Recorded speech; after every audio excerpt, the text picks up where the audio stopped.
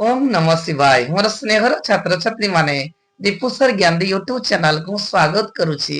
आज पिला माने मो plus 2 second year arts commerce science पिला मानक पई इंटरनल पई एमआईएल रो गोटे सुंदर वीडियो प्रस्तुत करिछि। पिला मन देखो आगो को इंटरनल एग्जाम अछि तेनु इंटरनल एग्जाम पई आज 20 मार्क रो गोटे छोटो वीडियो मु नै आसी जहा मध्ये 1 मार्किया अछि 2 मार्किया अछि 3 मार्किया अछि। पिला मन देखो এই जो इंटरनल क्वेश्चन टी आज मु डिस्कशन करिवि ता परीक्षा रे आसीबा सुनिश्चित। आगुर पिला माने इंटरनल पई जो वीडियो गुडी को छाडीतिली पिला मान को तोरा आदृत होइतला सेति पई आज किछि बच्चा बच्चा क्वेश्चन नै आसी जाकि तुम मान को सहित आलोचना करिवि एवं परीक्षा निश्चय क्वेश्चन गुडी को आसीबो। प्रथम देखो इंटरनल पई हमको साधारणतः फुल मार्क 20 मिनिट समय बा 20 मार्क अछि परीक्षा रे 45 मिनिट दबो। आउ देखो पिला माने प्रथमे एमसीक्यू क्वेश्चन थिबो आगे प्रबंधर 3 मार्क। प्रथम क्वेश्चन कहिछि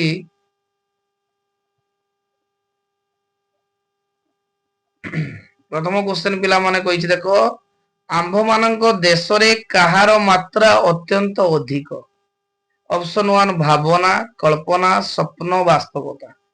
उत्तर पिला माने जे आंभ मानक देश रे कल्पनार मात्रा अत्यंत अधिक। पिला माने देखो प्रथमे 1 नंबर जो आलोचना करिबा को विभाग रे 1 * 2 देछि ता माने 2 टी एमसीक्यू क्वेश्चन अछि एडा प्रबंध रे एवं गीत रे 3 टी एमसीक्यू थिबो तान 3 2 5 हला हमर एमसीक्यू क्वेश्चन। द्वितीय क्वेश्चन कहिछि तत्व निरूपण करिबारे केउ मानकर प्रयास न थाए। साधारणतः पिला माने मो आलोचना करिथिले आगुरु जे हमरे दुई प्रकार मनुष्य हमर देखा जानती। साधारणतः दुई प्रकार मनुष्य किछि मनुष्य जानती जो माने तत्व निरूपण प्रयास करितांती बा एक श्रेणी रो मनुष्य जो माने तत्व निरूपण करिवार प्रयास करि परंती नाही किंतु अपर श्रेणी रो मनुष्य माने सूक्ष्म दृष्टि संपन्न और चिंताशील। क्वेश्चन को जी तत्व निरूपण करिबारे केउ मानकर प्रयास देखा जाय नाही। स्थूल दृष्टि संपन्न व्यक्ति सूक्ष्म दृष्टि संपन्न व्यक्ति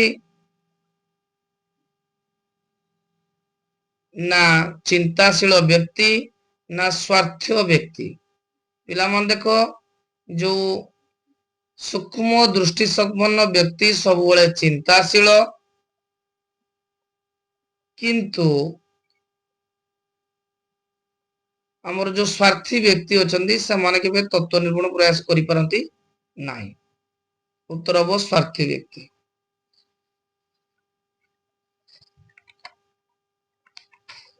नेक्स्ट क्वेश्चन पिला माने साधारणतः मन रखिबो हमर प्रथम श्रेणी रो मनुष्य जो मान अछंती पृथ्वी रो नाना वस्तु दर्शन करंती उपभोग करंती एवं समान को निकट रे तत्व निरूपण प्रयास केबे देखा जाय नाही। एक श्रेणी हे परिबो प्रथम श्रेणी परिबो। 2 नंबर क्वेश्चन कहिछि लेखा और लेखकों को नाम उल्लेख सह जे कोनोसी गोटिए प्रश्न रो उत्तर दियो। 3 मार्किया क्वेश्चन 3 * 1। प्रथम क्वेश्चन कहिछि प्रकृतिस्थ मनुष्य केउ संबंध रो विच्छिन्न हले जीवन रो मूल्य रहे नाही। पिला मन देखो एडी प्रथमे हमें प्राबंधिक को ना लिखिबा एवं प्राबंधिक को बा को विषय रो आसी लिखिबा ता नाम रे एटा छुआ प्राबंधिक विश्वनाथ करंक द्वारा रचित इतिहास प्रबंध रु आसीछि। क्वेश्चन कहिछि केउ संबंध रो विच्छिन्न हले मनीष जीवन रो मूल्य किछि रहे नाही। मनक अतीत और भविष्यत संबंध रो विच्छिन्न हले मनीष जीवन रो मूल्य किछि रहिबो नाही। द्वितीय क्वेश्चन कहिछि प्रकृत रूपे मानव जीवन किपरि गठित होइताय। जो प्रकृत रूपे मानव रो जीवन किपरि गठित होइताय पिला मन देखो एटा होछि हमरो इतिहास प्रबंध रु आसीछि। प्राबंधिक विश्वनाथ कर या को उल्लेख करिसंती। क्वेश्चन टी पिला माने कहिछि जे प्रकृत रूपे मानव जीवन किपरि गठित होइताय।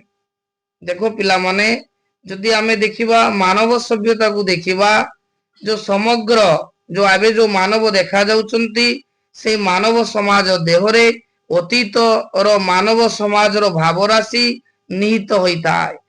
ଯେ ଆମେ କହିପାରିବା ବର୍ତ୍ତମାନ ଯେ ପିତା ମାନେ ପୁତ୍ର ଅଛି ଭବିଷ୍ୟତରେ ସେ ପିତା ରୂପେ ଦଣ୍ଡାୟମାନ। ତାର ଅର୍ଥ ହଉଛି ଅତୀତର ଯୋଉ ମାନବ ସଭ୍ୟତା ଅଛି ସେମାନଙ୍କ ରକ୍ତ ମାଂସରୁ ଆଜିର ମାନବ ସଭ୍ୟତା ସୃଷ୍ଟି ହୋଇଥାଏ। ନେକ୍ସଟ କ୍ୱେଶ୍ଚନ ଯେ ପିଙ୍ଗଳାର ଅଭିସାର କବିତାର ମୂଳ ମିଥ ଆଧାରଟି କେଉଁ ଗ୍ରନ୍ଥରୁ ଆସିଛି? ପିଲାମାନେ ଦେଖ ବର୍ତ୍ତମାନ ଆମେ ଏମସିକ୍ୟୁ କ୍ୱେଶ୍ଚନ ଯିବା, ଗୀତର ଯିବା। ସାଧାରଣତଃ ପିଲାମାନେ ମନେ ରଖୁଥାଅ ଯୋଉ ଏମଆଇଏଲ ଇଣ୍ଟରନାଲ ଏକ୍ସାମ ହବ ପ୍ରବନ୍ଧରୁ ଗୋଟିଏ ବିଷୟ ପଡିବ ଯେ ଇତିହାସ ଏବଂ କବିତାର ଗୋଟିଏ ବିଷୟ ପଡିବ ପିଙ୍ଗଳାର ଅଭିସାର ଏବଂ ଗୋଟେ ପ୍ୟାସେଜ ଆସିବ, ପ୍ୟାସେଜରୁ ଆମେ ଉତ୍ତର କରିବା। ତେଣୁ ଏଇ ଯୋଉ କ୍ୱେଶ୍ଚନଟି ଅଛି ପିଙ୍ଗଳାର ଅଭିସାର, ଏଇ ବିଷୟଟି ପିଲାମାନେ କବି ରାଧାମୋହନ ଗଡନାୟକଙ୍କ ଦ୍ୱାରା ରଚିତ।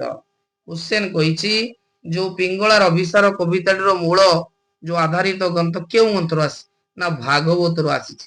ପିଲାମାନଙ୍କ ଏଟା ଭାଗବତରୁ ଶ୍ରୀମଦ୍ ଭାଗବତର ଏକାଦଶ ସ୍କନ୍ଦ ନବମ ଅଧ୍ୟାୟରୁ ସଂଗୃହୀତ ହୋଇଛି। ଦ୍ୱିତୀୟ କ୍ୱେଶ୍ଚନ ପିଙ୍ଗଳାର ଘର କେଉଁ ନଗରୀର? ଏ ଯୋଉ ପିଙ୍ଗଳା ତା ଘର କେଇଟି? ମତ ଉଜ୍ଜୟିନୀ, ବିଧେୟ, ମଗଧ, ବଙ୍ଗଭୂମି। ନା ପିଙ୍ଗଳାର ଘର ବିଧେୟ ନଗରୀରେ। ପିଙ୍ଗଳା କାହାକୁ ପ୍ରତୀକ୍ଷା କରିଥିଲା? ଯୋଉ ପିଙ୍ଗଳା ଯେ ସମ୍ଭ୍ରାନ୍ତ ଯୁବକକୁ ଅପେକ୍ଷା କରିଥିଲା। ଯୋଉ ସମ୍ଭ୍ରାନ୍ତ ଯୁବକ ସଂକେତ ଦେଇଥିଲା ପିଙ୍ଗଳା ପାଖକୁ ଆସିବ ବୋଲି, ସେ ସମ୍ଭ୍ରାନ୍ତ ଯୁବକ ବା ଧନୀ ଯୁବକକୁ ପିଙ୍ଗଳା ପ୍ରତୀକ୍ଷା କରିଥିଲା। କିନ୍ତୁ କବିତାରେ ଉଲ୍ଲେଖ କରାଯାଇଛି ଯେ ସମ୍ଭ୍ରାନ୍ତ ଯୁବକ ଯେତେବେଳେ ନ ଆସିଲା ପିଙ୍ଗଳା ମନରେ ବିରାଗ ଜାତ ହେଲା। ସେଇ ଦିନଠାରୁ ପିଙ୍ଗଳା ଭଗବତ ସତ୍ତାରେ ନିଜକୁ ନିମଜ୍ଜିତ କଲା। ଶୟନେ ସପନେ ସବୁବେଳେ କେବଳ ଭଗବାନଙ୍କୁ ହିଁ ଡାକି ଚାଲିଲା। 2 ମାର୍କିଆ କ୍ୱେଶ୍ଚନ ପିଙ୍ଗଳା ଆପଣା ପ୍ରାଣର ଆକୁଳ ପିପାସା କିପରି ଭୁଲିବ ବୋଲି କହିଛି? ଦେଖ ଆଉଥରେ ପିଲାମାନେ ସବୁବେଳେ ମନେ ଥାଉ 2 ମାର୍କିଆ ତଳେ କ୍ୱେଶ୍ଚନ ପଡିବ। ପ୍ରଥମେ କବି ନାଁ ଲେଖିବା, କବି ନାଁ ଲେଖି ସାରିକି କୋଉ ବିଷୟରୁ ଆସିଛି ଆମେ ଲେଖିବା। କ୍ୱେଶ୍ଚନ କହିଛି ପିଙ୍ଗଳା ଆପଣା ପ୍ରାଣର ଆକୁଳ ପିପାସା କିପରି ଭୁଲିବ ବୋଲି ମନେ କରିଛି।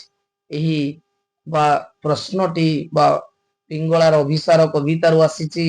ଏଠାରେ ରାଧାମୋହନ ଗଡନାୟକ ବର୍ଣ୍ଣନା କରିଛନ୍ତି ଯେ ଦିବ୍ୟ ଚେତନା ଆସିଲା ପରେ ପିଙ୍ଗଳା ଜ୍ୟୋତ୍ସ୍ନା ନିଶିରେ ପୁଲକିତ ପ୍ରାଣରେ ପ୍ରିୟ ବନ୍ଧୁର ହାସ ସୁଦ୍ଧା ପାନ କଲା ପରେ ଆପଣା ପ୍ରାଣର ଆକୁଳ ପିପାସା ଭୁଲିବ ବୋଲି ମନେ କରିଛି। ତାର ଅର୍ଥ ଯେତେବେଳେ ପିଙ୍ଗଳା ଭଗବତ ସତ୍ତା ହାସଲ କଲା, ଯେତେବେଳେ ଭଗବାନଙ୍କୁ ନିଜର ବନ୍ଧୁ ବୋଲି ମାନେ ନେଲା, ସେତେବେଳେ ଆକୁଳ ଖାଇବା ପିଇବା ସବୁ ଭୁଲିଗଲା, କେବଳ ଭଗବାନଙ୍କୁ ଡାକିଲା ଏବଂ ଭଗବାନଙ୍କର ସାନ୍ନିଧ୍ୟ ଲାଭ କରି ସାରିଲା ପରେ ପିଙ୍ଗଳା ସବୁ କିଛି ହାସଲ କରିପାରିଲା ପରି ମନେ କରିଥିଲା।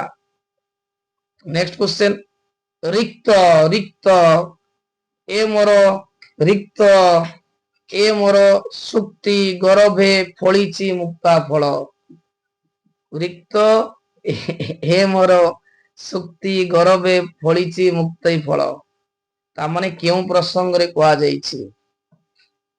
ଦେଖ ପିଲାମାନେ ଏହି ପ୍ରଶ୍ନଟି ଆମର ସାଧାରଣତଃ ପିଙ୍ଗଳାର ଅଭିସାର କବିତାରୁ ଆସିଛି। କବିତାରେ କବି ରାଧାମୋହନ ଗଡନାୟକ ବର୍ଣ୍ଣନା କରିଛନ୍ତି ଯେ ପିଙ୍ଗଳାର ଆଧ୍ୟାତ୍ମିକ ଉତ୍ତରଣ ହେଲା ପରେ ତା ମନରେ ଆଶାର ସମ୍ଭାବନା ଦେଖାଯାଇଛି। ତେଣୁ ସେ ନିଜକୁ ବିଚାର କରିଛି।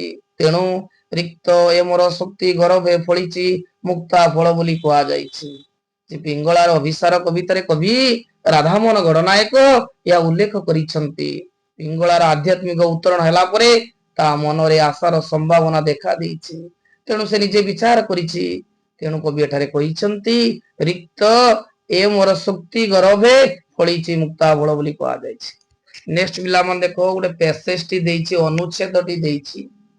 এই ଅନୁଚ୍ଛେଦଟି ଆମେ ପଢିକି ନିଜ ଭାଷାରେ ଲେଖିବା। ମୁଁ ଅନୁଚ୍ଛେଦଟି ପିଲାମାନେ ଦେଖ ସ୍କ୍ରଲ କରି ଦଉଛି।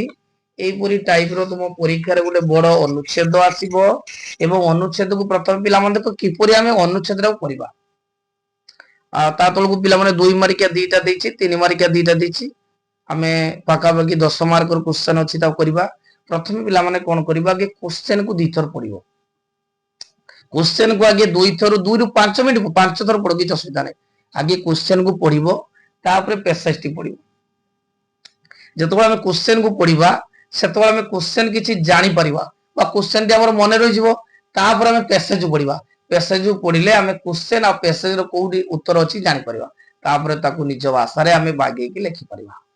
ତେଣୁ ପିଲାମାନେ ଆଜି 20 ମିନିଟର ଭିଡିଓ ମୁଁ ଆଲୋଚନା କଲି। ତାପରେ ପିଲାମାନେ ଦେଖ MIL ର ମୋର ପ୍ଲେ ଲିଷ୍ଟରେ ଇତିହାସର ସମସ୍ତ MCQ କ୍ୱେଶ୍ଚନ ଏବଂ 2 ମାର୍କିଆ କ୍ୱେଶ୍ଚନ ରହିଛି ସିଲେକ୍ଟିଭ। ତା ସହିତ ପିଙ୍ଗଳାର ଅଭିସାର ମଧ୍ୟ 2 ମାର୍କିଆ ଏବଂ 1 ମାର୍କିଆ କ୍ୱେଶ୍ଚନ ଅଛି। ନିହାତି ଆମ ଚ୍ୟାନେଲ ଗୁଟି ୱାଚ୍ କରିବ, ପ୍ଲେ ଲିଷ୍ଟରେ ଦେଖିବ, ସାହିତ୍ୟର ସବୁ ଭିଡିଓ ରହିଛି। ଏବଂ ଆଜି ମୁଁ 20 ମାର୍କର ସମସ୍ତ ବଛା ବଛା କ୍ୱେଶ୍ଚନ ଆଲୋଚନା କଲି। ପରୀକ୍ଷାରେ ନିଶ୍ଚିତ ଏହି କ୍ୱେଶ୍ଚନ ଗୁଡିକ ପିଲାମାନେ ଆସିବାର ସମ୍ଭାବନା ଅଛି। ତେଣୁ ପିଲାମାନେ ଟିକେ ତାକୁ ଅଭ୍ୟାସ କରିଦେବ ଏବଂ ଆମ ଚ୍ୟାନେଲ ସହିତ ଜଡ଼ିତ ହୋଇ ରହିବ। +2 ପରୀକ୍ଷା ଶେଷ ଦିନ ପର୍ଯ୍ୟନ୍ତ ମୁଁ ତମ ସହିତ ଜଡ଼ିତ ହୋଇ ରହିବି। ବହୁତ ବଛା ବଛା କ୍ୱେଶ୍ଚନ ନେଇ ଆସିବି, ଆଲୋଚନା କରିବି, ଲାଇଭ କ୍ଲାସ ମଧ୍ୟ କରିବି ଏବଂ ମୁଁ ଚେଷ୍ଟା କରିବି କିପରି ପିଲାମାନେ ଅଧିକରୁ ଅଧିକ ନମ୍ବର ରଖିବେ।